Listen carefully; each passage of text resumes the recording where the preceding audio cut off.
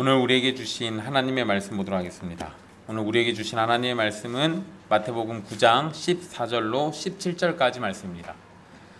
마태복음 9장 14절부터 17절까지 말씀입니다.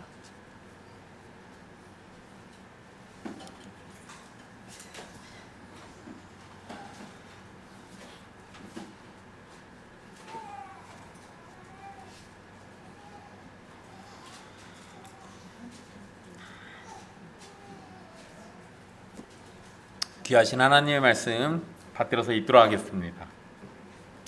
그때 요한의 제자들이 예수께 나와 이르되 우리와 바리새인들은 금식하는데 어찌하여 당신의 제자들은 금식하지 아니하나이까? 예수께서 그들에게 이르시되 혼인집 손님들이 신랑과 함께 있을 동안에 슬퍼할 수 있느냐? 그러나 신랑을 빼앗길 날이 이르리니 그때에는 금식할 것이니라. 생배 조각을 낡은 옷에 붙이는 자가 없나니 이는 기운 것이 그 옷을 당기어 헤어짐이 더하게 되미요 새 포도주를 낡은 가죽 부대에 넣지 아니하나니 그렇게 하면 부대가 터져 포도주도 쏟아지고 부대도 버리게 됨이라. 새 포도주는 새 부대에 넣어야 둘이 다 보존되느니라. 아멘. 이 말씀은 살아계신 하나님의 말씀입니다.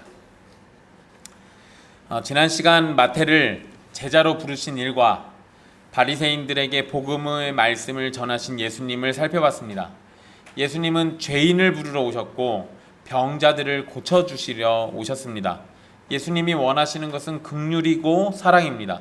그 증거가 세리인 마태까지 사랑으로 용납하시고 제자로 삼아 하나님 나라 일꾼이 되게 하신 겁니다. 그러한 사랑이 저와 여러분에게도 동일하게 향해 있음을 기뻐하십시오. 그리고 예수님의 부르심에 사랑으로 응답하시며 하나님의 백성다운 모습을 보여주십시오. 오늘 말씀은 세례 요한, 이 요한의 제자들이 예수님께 나와서 질문을 한 사건을 다루고 있습니다. 여기에서 요한의 제자들, 이 세례 요한의 제자들을 가리키는 건데요. 그런데 재미난 건 이 마가복음 2장 18절에서 22절에서는 백성들이라고 되어 있고 누가복음 5장 33절로 39절에서는 바리새인들이라고 되어 있어서 이 똑같은 사건에 같은 질문을 한 사람들이 각각 다르게 기록되어 있습니다. 이 세 복음서에서 기록의 차이가 있긴 한데 등장하는 인물들이 겹치는 걸 보면 14절에서 한 질문은 그 자리에 있던 회중 전체가 했던 질문입니다. 그러니까 회중 전체가 똑같은 질문을 했는데 마가복음에서는 그냥 백성들이 질문한 걸로 이야기를 해놨고 누가복음에서는 그 전체 백성들 중에서 바리새인들이 질문한 걸로 기록을 해놓은 겁니다. 그리고 마태복음에서는 세례 요한의 제자들이 질문한 걸로 기록하고 있는 거예요. 그러니까 같은 사건에 같은 장소에서 여러 사람들이 질문했는데 이 복음서 저자들이 각각 자기들이 이야기하고 싶은 그 주된 신학 사상을 바탕으로 이야기한 사람들을 특정해가지고 얘기하고 있다는 거예요. 마태는 세례 요한을 따르는 무리가 금욕주의적인 모습을 가지고 있었는데 그것과 대조되는 혼인잔치의 기쁨을 강조하기 위해서 세례 요한의 제자들로 이야기한 것으로 보입니다. 그러니까 이 세례 요한의 제자들이 이 당시 유대인들이 했던 것과 비슷하게 금욕주의적인 모습을 가지고 있었어요. 그거는 유대교와 크게 차이가 나지 않습니다. 그런데 그것을 강조해서 복음과 그 금욕주의적인 모습 이것들을 비교해가지고 설명해 주려고 여기서 특정해서 이렇게 기록한 걸로 보여요. 요한의 제자들은 자신들과 바리새인들은 금식하는데 왜 예수님의 제자들은 금식하지 않냐고 질문합니다. 일단 문맥상 상황을 보면 지금 이 장소가 어딘 것 같아요? 14절에 그때라고 돼 있잖아요. 그러면 그 앞에 사건을 봐야죠. 그 앞에 사건은 뭐였습니까? 마태 집에서 잔치하는 상황이에요. 마태 집에서 잔치하는 상황입니다. 그러니까 문맥상 마태 집에서 잔치를 벌이고 있는 상황에서 그러면 이 상황에서 예수님과 제자들이 세리들과 죄인들과 함께 잔치에 참여하고 있는 모습입니다. 이런 모습을 본 요한의 제자들과 바리새인들은 자신들은 금식하지만 왜 잔치를 벌이면서 유대인으로서의 모습을 보이지 않냐라고 질문한 거예요. 여러분 이거 약간 좀 모양새가 좀 웃기는 건데요. 여러분 이따가 우리 유아 세례 하려고 제가 떡을 주문했습니다. 그럼 뭐 하자는 거예요? 이따가 잔치하자는 거죠. 유춘 성도가 복숭아를 사갖고 와서 잔뜩 씻어놨습니다. 완전 신나요. 그러니까 우린 이따가 복숭아도 먹고 떡도 먹고 맛있는 밥도 먹고 잔치를 벌일 예정이에요. 그런데 난데없이 옆에 교회 목사님이 와가지고 야 우리 교회 오늘 금식인데 니네 뭐해? 그럼 우리 뭐라고 대답해야 돼요? 아니 남의 잔치집에 와가지고 왜 죄를 뿌려요? 무슨 일로 금식하시는지는 잘 모르겠으나 금식한 건 축하드립니다. 그런데 왜 우리 집에 잔치하고 있는데 와서 죄를 뿌리는, 약간 모양새 좀 그런 거예요 지금. 그러니까 예수님과 예수님의 제자들 입장에서는 이게 사실 굉장히 황당한 거예요. 물론 이제 배경은 좀 있습니다. 자, 우리 성경에서는 생략되어 있는데요, 우리와 바리새인들은 금식하는데 라고 14절에 써 있잖아요. 그런데 거기에 자주라는 표현이 금식하는데 라는 말 앞에 있습니다. 그러니까 원어에는 자주라는 표현이 들어가 있는 거예요. 그러니까 그거 넣어서 읽으면 우리와 바리새인들은 자주 금식하는데 이 말이에요. 그러니까 자신들은 자주 금식하고 있는데 예수님의 제자들은 왜 금식하지 않느냐라고 질문한 겁니다. 이걸 놓고 보면 이 사람들이 한 얘기는 예수님의 제자들은 이전에도 금식을 잘 안 했던 것으로 보여진 거예요. 물론 진짜로 그랬는지 아닌지는 잘 모릅니다. 왜냐하면 금식 가지고 시비 건 게 여기서 처음이거든요. 그러니까 이전에 예수님의 제자들이 금식을 했는지 안 했는지에 대해서는 명확하진 않습니다. 어쨌든 지금 상황에서 지금 이 날은 유대인들로서는 금식해야 하는 날인 것 같은데 예수님의 제자들은 금식을 안 했다라는 거예요. 자, 요한의 제자들이 금식 이야기를 하는 걸 보면 이때가 월요일 아니면 목요일일 겁니다. 왜냐하면 유대인들은 일주일에 2번 금식을 하는데 그게 월요일 아니면 목요일입니다. 자, 그런데 여러분 이게 전통인 거지 하나님의 명령으로서 해야 할 의무는 아닙니다. 이 당시 유대인들은 큰 절기와 매주 월요일과 목요일에 금식했습니다. 이것과 관련해 가지고 여러분들 잘 아시는 말씀이 있어요. 누가복음 18장 12절에 보면 바리새인이 기도하면서 이런 얘기해요. 저는 일에 2번씩 금식합니다 라는 얘기해요. 그러니까 일주일에 나는 2번씩 금식도 합니다 라고 얘기한 거예요. 근데 이거는 유대인들의 전통이지 반드시 있어야 할 행위는 아닙니다. 성경에서 의무로 해야 했던 금식은 레위기 16장 26절로 31절 말씀에서 확인할 수 있듯이 속죄일과 관련해 가지고 명령된 금식 외에는 없습니다. 우리가 대속죄일이라고 하는 거 있잖아요. 그날 하는 금식이 있어요. 그거 말고는 성경에 있는 금식 명령이 없습니다. 특별히 어떤 사건이 벌어지거나 어떤 상황에서 임금님이 금식하자라고 해서 금식하는 경우는 있어요. 또는 이스라엘의 지도자, 예를 들어서 사무엘 같은 사람들이 금식하자 해가지고 금식하는 경우, 아주 특별한 경우들은 있긴 하지만 일반적으로 반드시 매년 돌아오는 또 꼭 해야 하는 금식은 이 속죄일날 관련된 금식 말고는 없는 거예요. 그러니까 지금 요한의 제자나 바리새인들이 말하는 금식은 하나님의 명령이 아닌 자신들이 원해서 하는 겁니다. 자신들이 원해서 하는 거예요. 만약 자신들의 경건과 하나님 앞에 겸손을 위해서 하는 것이라면 바람직한 일입니다. 그렇지만 그것을 남에게 강요하는 순간 그것은 또 다른 올무가 되는 거예요. 여러분, 우리 교회 시편 찬송을 부르잖아요. 그죠? 시편 찬송 참 좋습니다. 물론 아직 좀 더 손봐야 할 것도 많고 부족한 것도 분명히 많아요. 그런데 우리가 기존에 불렀던 찬송가보다는 시편 찬송이 훨씬 좋습니다. 그런데 우리가 아무리 좋다고 해서 주변에 있는 교회들에게 이걸 강요하기 시작하면 그러면 그게 또 다른 올무가 되는 거예요. 시편 찬송이 왜 좋은지를 내가 설명해 줄 수는 있습니다. 그리고 이것을 해보라고 권해 볼 수는 있지만 이것을 하지 않으면 거짓교회 이런 식으로 얘기하기 시작하면 그거는 우리가 또 다른 바리새인처럼 행동하는 거예요. 굉장히 잘못된 모습인 겁니다. 그러니까 지금 세례 요한의 제자들이 금식 이야기를 예수님과 예수님의 제자들에게 하는 이야기는 결국 본인들이 바리새인들과 똑같은 행동을 하고 있는 거예요. 본인들은 지금 그걸 잘 모르는 겁니다. 여러분, 예수님은 금식을 금지한 적이 없습니다. 금식하지 마라 라고 명령하신 적이 없어요. 게다가 여러분, 예수님은 누구보다도 금식을 아주 잘하시는 분이죠. 그치, 일단 광야에서 40일 동안 금식해가지고 마귀에게 시험 받은 적도 있어요. 40일 동안 금식을 안 해봤으면 일단 예수님한테 금식 가지고 시비 걸면 안 돼요. 예수님한테 와서 지금 그걸로 시비 걸어요.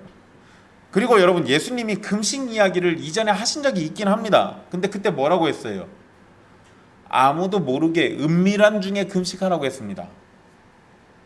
사람들에게 금식한 거 자랑하지 말고 하나님 아버지 앞에서만 금식하라고 명령하셨어요. 그 얘기는 뭐예요? 금식을 하지 말란 얘기예요? 아니면 하란 얘기예요? 하란 얘기예요. 금식하란 얘기입니다. 그런데 요한의 제자와 바리새인들은 자신들의 전통을 그대로 따라해야만 하는 것처럼 생각하고 있는 겁니다. 게다가 문맥상 예수님과 제자들이 마태의 집에서 세리와 죄인들과 어울려 잔치를 벌이는 상황에서 예수님께 제자들이 왜 금식하지 않느냐라고 질문하는 것은 결국 예수님은 왜 금식하지도 않고 그렇게 가르치지도 않느냐고 질문한 겁니다. 물론 여러분, 여기에 성경에는 없는 얘기긴 한데요, 우리가 세례 요한의 제자들에 대해서는 이해해 줄 측면이 있습니다. 세례 요한은 예수님의 제자들에게 지금 찾아와서 세례 요한의 제자들이 이렇게 막 금식 얘기할 때, 이때 세례 요한은 어디 있었느냐? 헤롯에 의해서 감옥에 갇혀 있었습니다. 그러니까 세례 요한의 제자들은 자기들의 선생을 잃어버린 거예요. 선생은 없고, 선생이 근데 어디 놀러 간 것도 아니고 지금 감옥에 있는 겁니다. 자신들의 스승이 감옥에 있는 상황에서 요한의 제자들은 기쁘겠어요? 슬프겠어요? 슬프죠. 그러니까 이 사람들은 그 슬픔을 금식으로 표현하고 있는 거예요. 이거는 이 사람들에게는 굉장히 자연스러운 겁니다.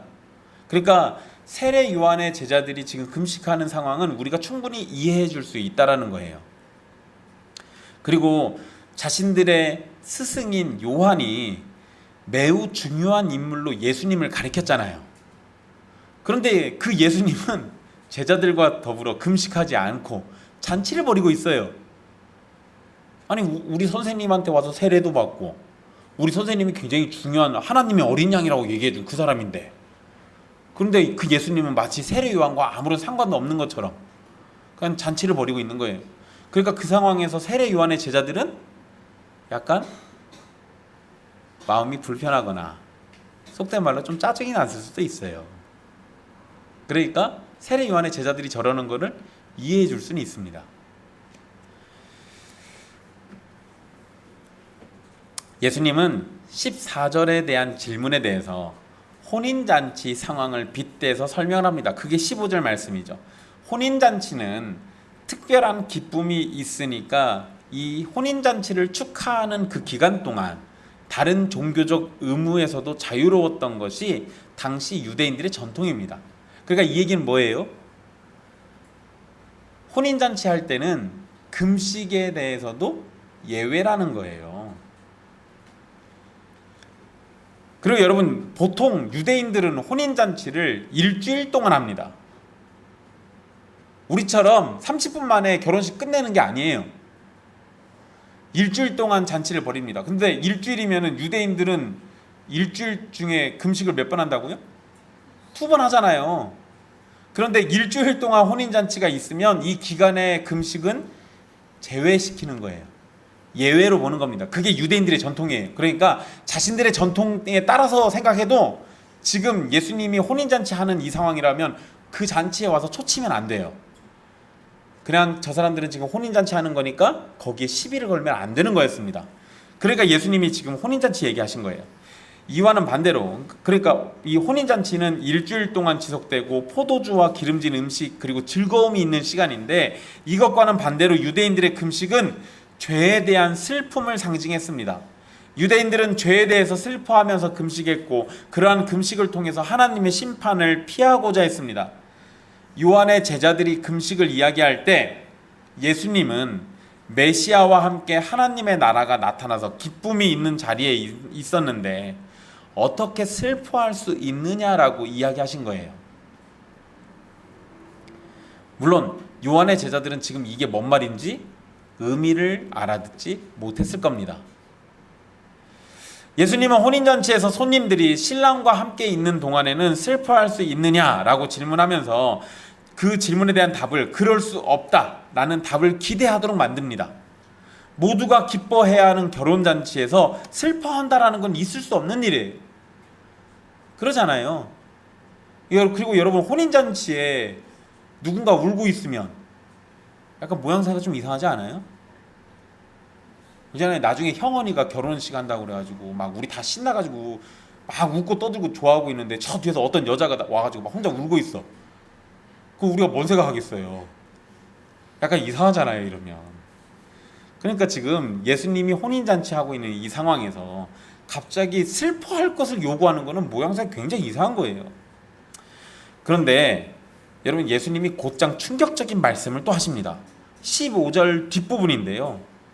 신랑을 빼앗길 날이 이르리니 그때에는 금식할 것이니라. 어떤 날이 온다고요? 신랑을 빼앗길 날이 온대요.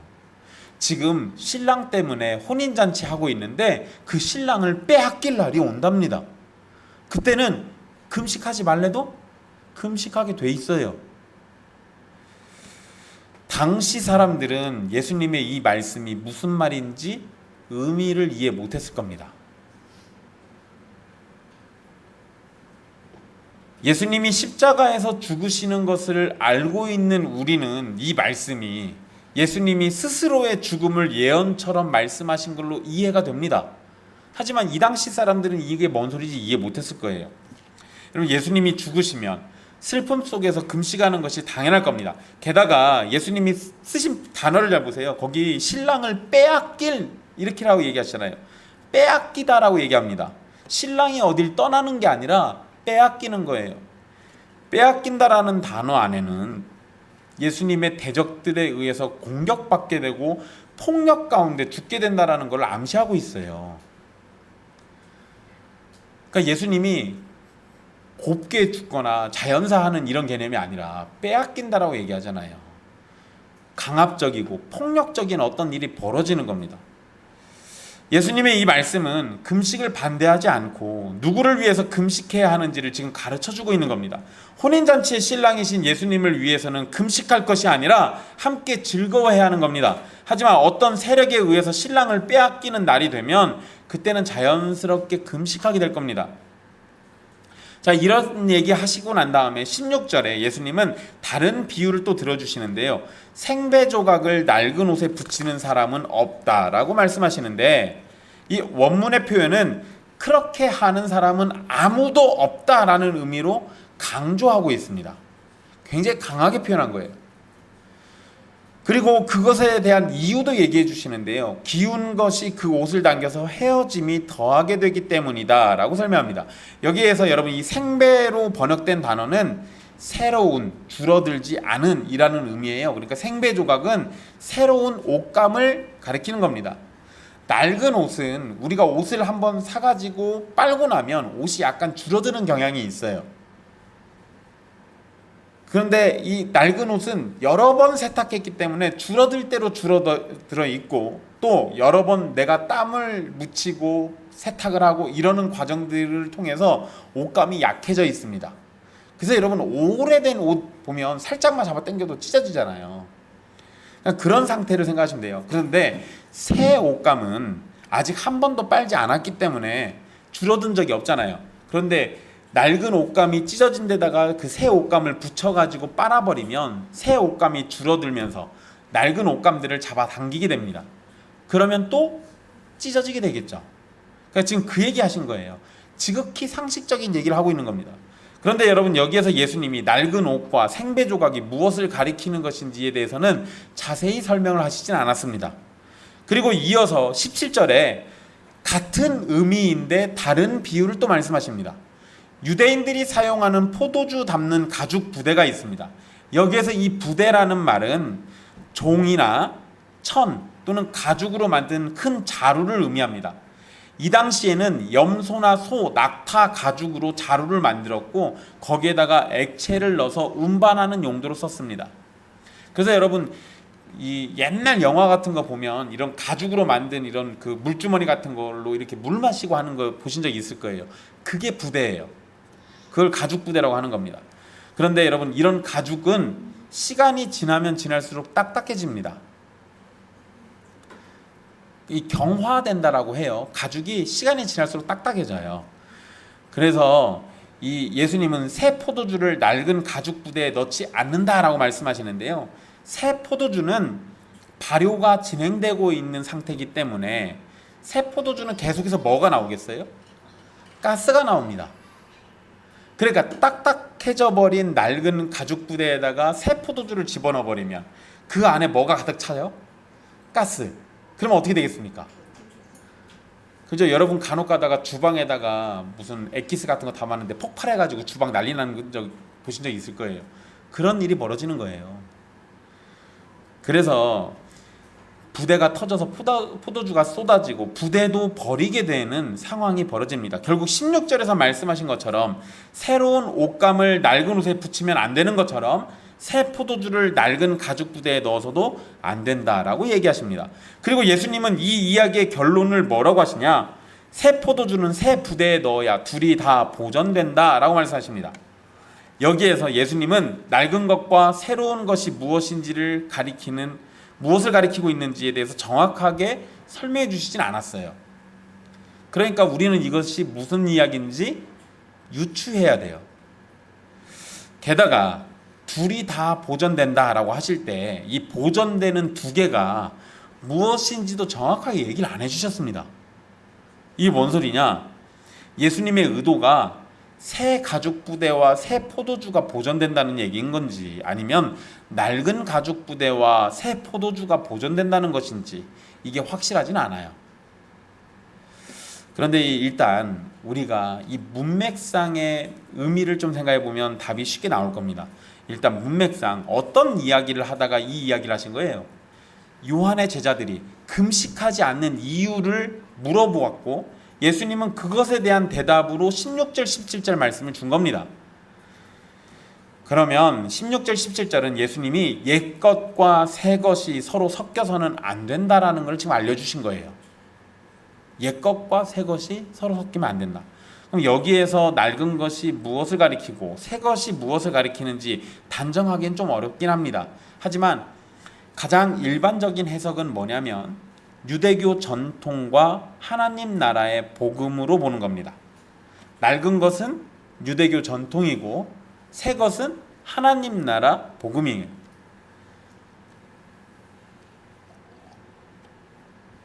이 해석은 17절 마지막에 둘이 다 보존된다라고 할 때 보존되어야 하는 두 가지를 새 포도주와 새 가죽 부대로 보는 겁니다.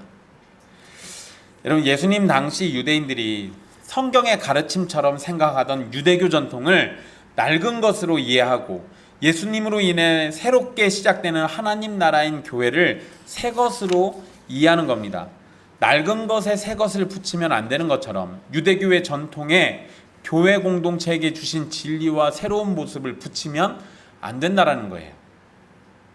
여러분 이게 우리가 사도행전에서 살폈던 사건하고도 연결하시면 쉽습니다.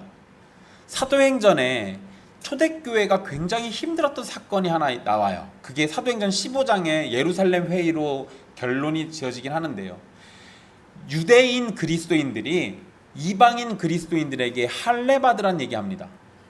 야 너희 예수님 믿어서 구원받는 건 맞는데 니네 할례 받았어 안 받았어? 안 받았는데요? 할례 받아야 돼. 할례는 언약의 표징이야. 그러니까 너희 할례 받아야 돼. 이래서 할례를 강요해요. 그것 때문에 초대교회가 혼란에 빠집니다. 할례를 안 받으면 구원을 못 받는 것인가? 아니면 할례를 안 받아도 구원받을 수 있는 것인가? 사도들은 할례와 상관없이 구원받을 수 있다라고 가르쳤는데 어떤 무리들이 할례를 받아야만 구원받는다라고 얘기한 거예요.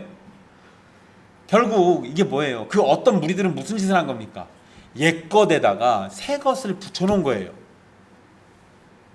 그러니까 사도 바울과 다른 사도들이 그것이 아니다.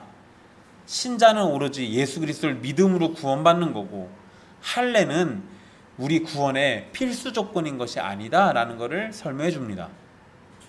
그러니까 그 개념을 놓고 생각해 보면 오늘 이 말씀에서도 낡은 것과 새 것이 유대교 전통과 하나님 나라 복음이라고 대조로 나타나고 있다고 우리가 생각할 수 있는 거예요. 하나님의 참된 목적과 의도를 제대로 파악하지 못한 유대교의 전통은 하나님의 말씀이신 예수 그리스도의 복음을 견디지 못합니다. 그래서 낡은 옷이 새 옷감을 견디지 못하고 찢어지듯이, 낡은 가죽 부대가 새 포도주를 견디지 못하고 터지듯이 유대교의 전통은 하나님 나라의 복음을 받아들이지 못하는 겁니다. 유대인들의 행위구원적이고 공로적인 신앙의 모습은 은혜 중심의 구원론과 은혜로 사는 성도의 삶에 어울리지 않습니다. 예수님이 오신 것은 낡은 옷을 붙이거나 낡은 가죽 부대를 채우려고 오신 것이 아니라는 얘기예요. 유대인들의 전통은 예수님을 통해서 오게 되는 하나님 나라에 부적합합니다. 그러나 예수님은 유대인들의 전통이 아닌 하나님의 뜻이 온전히 드러나는 하나님 나라 전통을 행하시고 가르치고 계신 거예요. 여기에서 유대인들의 전통은 하나님의 뜻이 아닌 사람의 판단과 생각을 따라서 만들어진 모든 종교 행위를 대표하는 겁니다. 그러니까 여러분 당장 일주일에 2번씩 금식하는 것도 하나님이 명령한 적이 없다니까요. 그냥 유대인들이 자발적으로 했던 거예요. 그러면 여러분 이렇게 하면 쉽습니다. 그냥 내가 나 혼자 하나님 앞에서 경건하게 살고 싶어서 일주일에 2번씩 금식할 수 있어요. 내가 금식하는 거를 누군가가 보고 저렇게 하니까 경건에 도움도 되고 거룩한 것 같아, 나도 해야지, 그렇게 해서 하는 건 괜찮아요. 그런데 내가 금식하다가 금식하지 않는 여러분들을 쳐다보고는 나는 금식하는데 너희들은 왜 금식 안 해? 라고 하면서 여러분들을 윽박지르고 정죄하고 여러분들에게 강요하기 시작하면, 자발적으로 여러분들이 원해서 하는 개념이 아니라 강요돼서 하는 사람의 전통이 퍼져나가게 되는 거예요. 이런 건 문제가 있는 겁니다.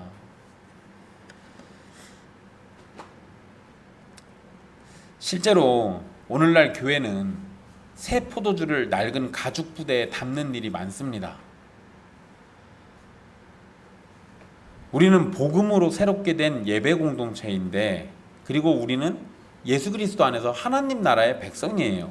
그런데 이런 교회가 과거 유대인들이 형식에 얽매이도록 했던 신앙생활을 그대로 따라하거나 예수님으로 인해서 폐지된 절기나 의식적인 것들을 예배에 포함시켜서 활용하기도 해요. 이런 건 심각한 문제가 있는 겁니다. 몇 가지 예를 들어 볼게요. 여러분, 추수감사절 있죠. 추수감사절 원래 의미는 1년을 돌보시고 입히시고 먹이신 하나님께 감사하는 마음으로 예물을 준비해서 감사 예배를 드리는 날이었습니다. 만약 교회들이 딱 그 정도까지만 했다고 한다면 문제가 되지 않았을 거예요. 오히려 우리 권장했을 수도 있습니다. 그런데 추수감사절을 하다 보니까 헌금이 많이 거쳐요.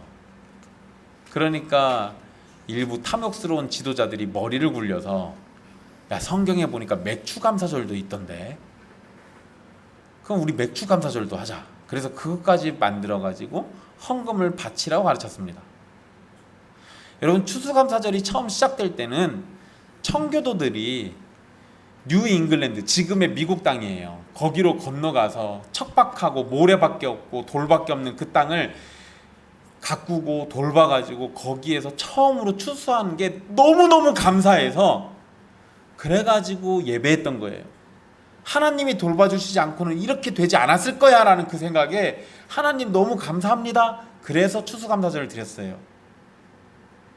진짜 그 당시에는 정말로 감사하는 마음으로 드렸다고요. 그런데 지금은 우리가 정말 그런 마음으로 추수감사절과 맥추감사절을 준비하고 드립니까? 그런 성도들도 있긴 할 거예요. 근데 대부분은 그러지 않아요. 그게 사실은 뭔지도 잘 모릅니다. 게다가 여러분, 현대 신자들은 농사를 짓는 경우가 거의 없습니다. 그리고 설령 농사를 짓는다 해도요, 현대 농사는 거의 매달 수입이 나와요. 그러니까 1년에 한 번 수입을 모아가지고 감사 헌금을 바치거나 이런 개념이 아니라는 거예요. 구조가 그렇습니다. 그러니까 추수하고 감사하는 것은 오늘날의 신자들에게는 약간의 거리감이라는 게 있어요. 오히려 우리는 그것을 우리의 실제 삶에 적용한다면 어떻게 해야 돼요? 월급 받을 때마다 감사절로 여러분들 스스로 지키시면 돼요. 한 달을 주님이 지켜주셨구나 하고 헌금하시면 됩니다. 헌금 강요하는 거 아니에요. 오해하지들 마세요. 그냥 그렇다란 얘기예요. 그런데 교회는 예산 확보를 위해서, 그러니까 헌금을 많이 걷기 위해서 맥추감사절과 추수감사절을 지키려고 합니다. 새 포도주가 낡은 가죽 부대에 담긴 것과 같은 모양새예요. 이건 너무 슬픈 겁니다. 거기다가 더 비참한 건 뭐냐면, 그러면 저런 절기들을 만들지 않으면 성도들은 감사헌금을 안 낸다는 얘기잖아요. 아니요. 성도들이 정말로 믿음의 삶에서, 매일의 삶에서 감사한 일이 있으면 믿음 안에서 자발적으로 감사헌금들 내겠죠. 만약에 성도들이 정 그렇게 못 믿어오면 그 정도 수준으로 양육한 목사들이 문제인 거예요. 목사가 잘 가르쳤는데도 성도들이 그 정도 수준밖에 안 되는 건 하나님 앞에서 그 성도들이 책망받으면 되는 겁니다. 그거를 굳이 이런 절기들 만들어 가지고 헌금을 더 거두려고 하는 구조를 만든다라는 건 심각한 문제가 있는 거예요. 또 다른 얘기도 해볼까요? 여러분, 몇 번 말씀드렸던 거긴 합니다. 우리 교회는 그러진 않긴 하는데요, 오히려 우리 교회가 좀 약간 이단처럼 들리긴 하는데요, 옆에 밖에 우리 간판에 전주 예길교회 예배당이라고 써 있어요. 우리는 성전이라는 표현을 잘 안 씁니다. 그런데 일반적으로는 교회를 성전이라고 많이들 불러요. 교회가 성전이려면 성전에 있는 제단과 제사장과 제물이 필요합니다. 성전은 원래 항상 그것이 있어야 돼요. 그래서 목사를 제사장처럼 대하고 헌금은 제물이라고 부르고 설교단은 제단처럼 여깁니다. 예배당 안에 있는 물건을 성물이라고 다루면서 예배당이 성전이니까 함부로 뛰어다녀서도 안 된다라고 가르칩니다. 역시 새 포도주를 낡은 가죽 부대에 담는 것과 같은 겁니다. 그리스도 안에서 새롭게 된 피조물인 성도들은 헛된 관습이나 전통에 매이지 말아야 합니다. 우리의 경건과 신앙을 위한 전통과 관습이라면 우리가 소중히 생각해야 하겠지만, 그것이 성경의 가르침에서 멀고 사람의 생각에 가깝다면 우리는 그러한 것을 멀리하고 하나님의 말씀과 복음에 합당한 것을 쫓으려고 노력해야 하는 거예요. 그리고 헛된 관습으로 열심을 품는 사람들은 열정만큼은 대단할 때가 많습니다. 그러나 우리가 그들보다 더욱 열심을 가진 모습을 보여야 하고, 동시에 복음으로 참 기쁨을 누리는 마지막 날에 소망을 품으며 살아가는 모습도 보여야 하는 겁니다. 우리는 관습을 따르는 사람이 아니라 그리스도를 따르는 사람들입니다. 우리는 낡아버린 부대가 아니라 날마다 새롭게 되는 가죽 부대로 부름을 받은 사람들입니다. 성령 안에서 날마다 새롭게 되는 영광의 은혜가 우리에게 있음을 깨달으십시오. 낡은 관습에 물들어버린 사람들은 지금까지 해왔던 전통을 지키려다가 하나님 나라의 복음 앞에서 무너져 내리게 될지도 모릅니다. 그러니 성령님의 은혜 속에서 낡은 관습은 버리고 새로운 피조물이 되어서 하나님 나라의 복음을 담을 수 있는 존재와 믿음이 되기를 소망해야 합니다. 이것은 우리의 노력으로 절대 되지 못합니다. 그저 성령님의 새롭게 하심과 거듭나게 하시는 은혜로 되는 겁니다. 그래서 우리는 우리가 해야 할 의무 앞에서도 성령님의 도우심을 구하고 바라는 연약한 존재일 뿐이에요. 다른 부분도 생각해 볼게요.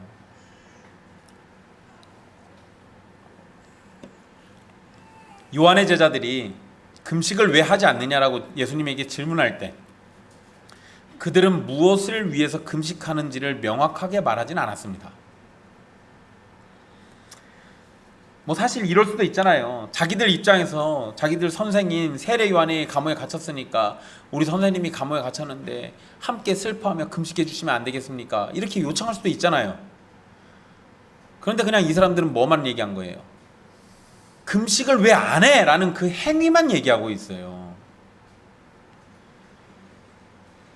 유대인들에게 금식은 종교생활 가운데 중요한 신앙의 모습입니다.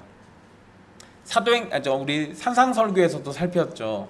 기도, 구제, 금식, 이 세 가지는 유대인들의 경건 생활의 세 가지 기둥이에요. 굉장히 중요한 기둥으로 여깁니다. 그런데 그것이 무엇을 위한 것이에 따라서 진정한 금식이 될 수도 있고 거짓된 금식이 될 수도 있는 겁니다. 하나님이 기뻐하시는 금식이 될 수도 있고 하나님이 미워하시는 금식이 될 수도 있는 거예요. 기본적으로 유대인들의 금식은 자신들의 죄에 대한 슬픔을 표현하는 겁니다. 그래서 죄에 대한 슬픔을 금식으로 표현하는 것이라면 그리스도인들도 금식할 수 있어요. 그리고 우리도 금식해야만 하는 겁니다. 그런데 유대인들은 자신들의 금식을 통해서 하나님의 심판을 피하려고도 했습니다. 이것은 하나님이 하시는 일을 통해서 구원받으려는 것이 아니라 사람이 하는 금식이란 걸 통해서 구원을 얻어내려고 하는 거예요. 만약에 이런 식의 금식이라면 그리스도인들은 동참할 수 없습니다. 자신의 노력이 아니라 그리스도를 힘입어 은혜를 구하면서 금식한다면 얼마든지 성도들도 권면하고 강조하겠지만 금식으로 소원을 이루고 구원을 얻어낼 수 있다는 생각은 분명 이단적인 생각인 겁니다. 또한 때와 상황에 맞게 금식과 기도하는 것이 분명 필요합니다. 예수님의 제자들이 구원자이신 예수님과 함께 있을 때 그들은 금식보다 기뻐하고 즐거워하는 것이 상황에 맞았을 겁니다. 예수님을 통해서 세리들과 죄인들이 복음의 영광을 누리고 있다면 그 자리에서 왜 금식을 합니까? 같이 즐거워해 줘야지. 예수님이 함께 기도하자고 했을 때 예수님의 제자들이 어떻게 했습니까? 졸다가 꾸중 듣습니다. 때와 상황에 맞게 해야죠. 예수님이 기도하자고 하면 졸다가 꾸중 듣지 말고 예수님과 함께 기도하는 것이 상황에 맞는 겁니다. 예수님이 십자가에서 죽으셨을 때 제자들은 두려움 속에서 슬퍼했습니다. 그러나 그들에게 요구되는 것은 예수님의 부활과 함께 구원의 역사가 완성되는 것을 기다리는 거였습니다. 예수님이 하늘로 올라가셨을 때 속히 오시겠다고 약속을 하셨지만 약속이 점점 늦춰지는 것 같을 때 제자들은 늦게 오시는 예수님을 원망하거나 불신하는 것이 아니라 오실 날을 소망하면서 받은 사명을 따라서 복음을 전파해야 하는 겁니다. 우리는 때와 상황에 맞는 신앙의 모습을 가지고 있어야 돼요. 여러분들은 어떠십니까? 우리는 예수님으로 인해서 기뻐해야 하면서 동시에 하나님이 주시는 근심을 가지고 금식과 기도의 자리로 나가야 하는 겁니다. 그리스도 안에서 즐거워할 때는 함께 즐거워하고 그리스도 안에서 함께 슬퍼할 때는 금식하면서 함께 슬퍼하는 거예요. 우리가 가져야 할 신앙의 모습은 율법을 지켜서 공로를 쌓고 구원을 얻으려는 행위 구원론적인 모습이 아니라 율법을 무시하며 오직 믿음이라는 구호 아래에서 방종하는 반율법적인 모습도 아닌 거예요. 우리는 구원에 있어서 전적인 하나님의 은혜를 말해야 하고 동시에 구원받는 백성답게 율법의 말씀에 순종하면서 하나님의 영광을 드러내야 하는 겁니다. 사랑하는 형제 자매 여러분, 그리스도로 인한 기쁨이 여러분에게 있습니까? 또는 그리스도로 인한 슬픔도 여러분에게 있습니까? 한번 생각해 보세요.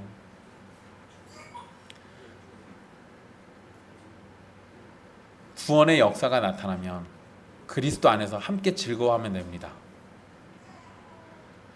복음 때문에 누군가가 핍박받고 고난받는다면 그와 함께 우리는 슬퍼하면 돼요. 그리스도로 인해서 기쁠 때는 기쁨의 잔치에 참여하고 그리스도로 인해서 슬플 때는 금식과 기도로 슬픔에 동참합니다. 하지만 우리의 기쁨과 슬픔은 어떠한 공로나 구원을 위한 몸부림이 아니에요. 우리의 기쁨과 슬픔은 우리의 모든 것 되시는 그리스도 안에서 나타나게 될 성령의 역사고 성령의 열매입니다. 만약 내 안에 그리스도로 인한 기쁨과 슬픔이 없다면 우리는 지금 무엇을 하는지 스스로의 신앙을 점검해 봐야 합니다. 우리의 신앙생활은 종교적인 행위 자체에 의미를 두어서는 안 됩니다. 참된 신앙생활의 중심은 예수님입니다. 예수님을 중심에 두고 기뻐할 때는 복음을 따라 함께 기뻐하고, 슬퍼해야 할 때는 하나님이 주시는 근심을 따라 함께 슬퍼하는 겁니다. 예수님이 원하시니 예배하고, 예수님이 기뻐하시니까 구제하고, 예수님이 명령하셨으니까 사랑 안에서 교제하는 겁니다. 우리가 하는 신앙의 전통이 예수님과 상관이 없다면 그것은 곧 낡은 가죽 부대가 될 것이기 때문에 우리는 그러한 것을 치워야 합니다. 그리스도 예수 안에서 날마다 새로운 피조물로 부르심을 받았다는 사실을 여러분은 항상 기억하십시오. 여러분은 낡은 가죽 부대가 되어서도 안 되고 낡은 옷이 되어서도 안 돼요. 그리스도 안에서 날마다 새로운 피조물이어서 날마다 새 가죽 부대여야 하고 날마다 새 옷감이어야 합니다. 날마다 새 포도주처럼 신선해야 하고, 그렇게 그리스도 안에서 날마다 새로워진 존재여야 하는 거예요. 그리스도 예수 안에서 기쁨과 슬픔을 찾으시고 기쁨에 함께 춤추고 슬픔에 함께 아파하면서 하나님의 나라를 위해 살아가는 여러분이 되십시오. 그것이 우리를 교회와 성도로 부르신 하나님의 뜻입니다. 여러분, 얼마 전에 진한 형제 어머니가 소천하셨을 때 여러분들이 진한 형제와 같이 함께 슬퍼해 주신 것 참으로 잘한 일이에요. 어머니를 먼저 떠나보내야 하고 다시 만날 수 없는 이 세상의 삶을 생각해 보면 그 슬픔에 우리가 함께 슬퍼하는 건 지극히 정상입니다. 그런데 또 진한 형제가 그 모든 슬픔을 이겨내고 부활의 소망을 품으면서 기쁨 가운데 어머니를 만날 날을 소망하게 된다면 우리는 또 진한 형제와 함께 부활을 소망하면서 그날을 즐거워하고 기뻐하면서 기다리는 겁니다. 그것이 그리스도 예수 안에서 주시는 믿음을 따라 사는 겁니다. 그런 믿음이 저와 여러분에게 계속되기를 간절히 소망합니다. 기도하겠습니다.